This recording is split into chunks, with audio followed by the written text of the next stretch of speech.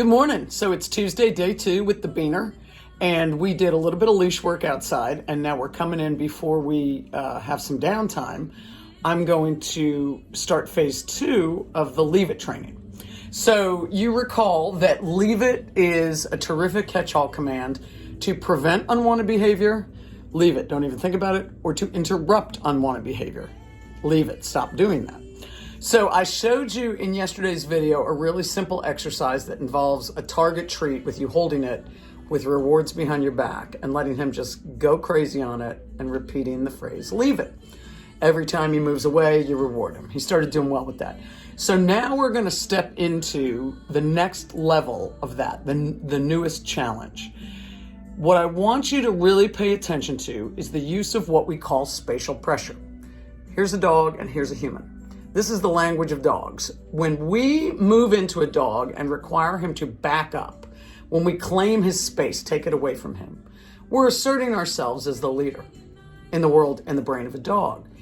Now, you add to that you back a dog away from something. In this case, it's going to be a high-value treat.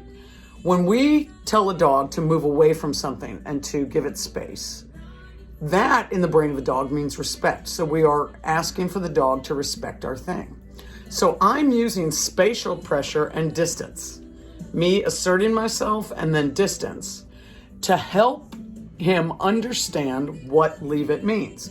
This is a really meaningful exercise because I'm speaking his language. Spatial pressure, distance, ownership, leadership, respect.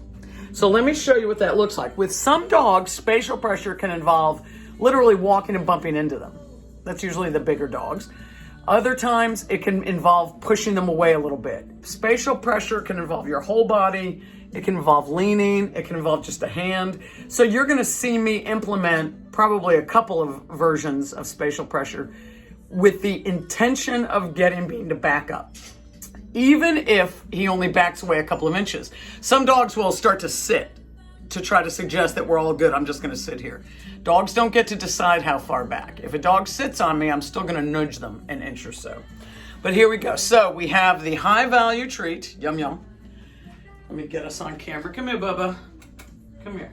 Now you'll notice that just as I set it down, and I'm not discouraging, he and I are working on jumping, but right now I want him to be excited. That means that this event will have more value. All right, so here we go. Leave it, push him back. That's spatial pressure. Now I get in front, leave it, and I walk into him. Leave it. So every time right now that I say the phrase, I back him up, leave it. See how he sat? I still back him up a little further. It's lovely that he sits, but it's not what I asked. Leave it. Good. So he never gets to just put his butt down and decide that he's gone back far enough. Now, I have just walked into him using spatial pressure and backed him up. That is me taking charge. Leave it. And create. I need you to get back. Hey, buddy, come here. This is actually really good. But let me see if I can get him on camera. There he is. So you can see the treat right here. And he has surrendered and gone to sit or lay on a bed. So here's the treat. Here we go again. Let me try to get him on camera. Leave it, push him back, leave it. Step in, even if he just nudges back a bit. Now, my foot is next to the treat. I'm gonna move it closer. Leave it. Leave it. So I am deliberately trying to tempt him. Leave it. Now, how often are you gonna put a treat down like this and tell him to leave it? Does it have real life value? Not that much. But what we're doing is we're teaching him, I don't have any treats in my hand, by the way.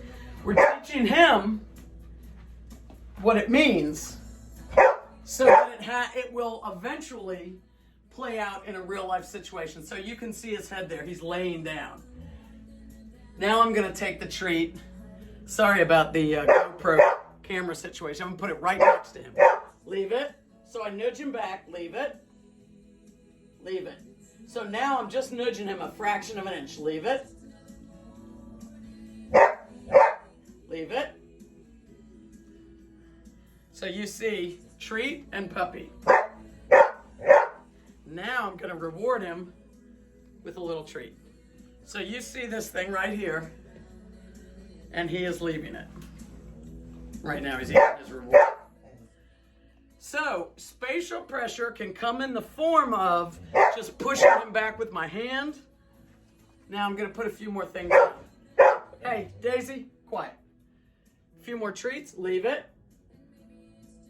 Nudge back, just to remind him what it means. Leave it, nudge back. So what I'm doing with my hand is also spatial pressure. Let's see if we can, here we go, there's the man. So you get the idea. So let's practice. There, now he's totally surrendering. Moving on and giving me even more space. You good boy. Good boy, buddy. Good boy. Okay, so that was some guerrilla camera work. Sorry about that. But you get the idea that spatial pressure in the form of walking into a dog's space or even just pushing him back, when we say get back and then we say keep your distance, that is really helping him start to understand.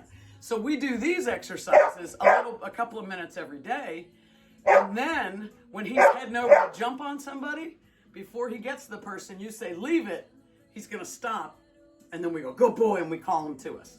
So leave it is going to have all kinds of practical use. All right, more later.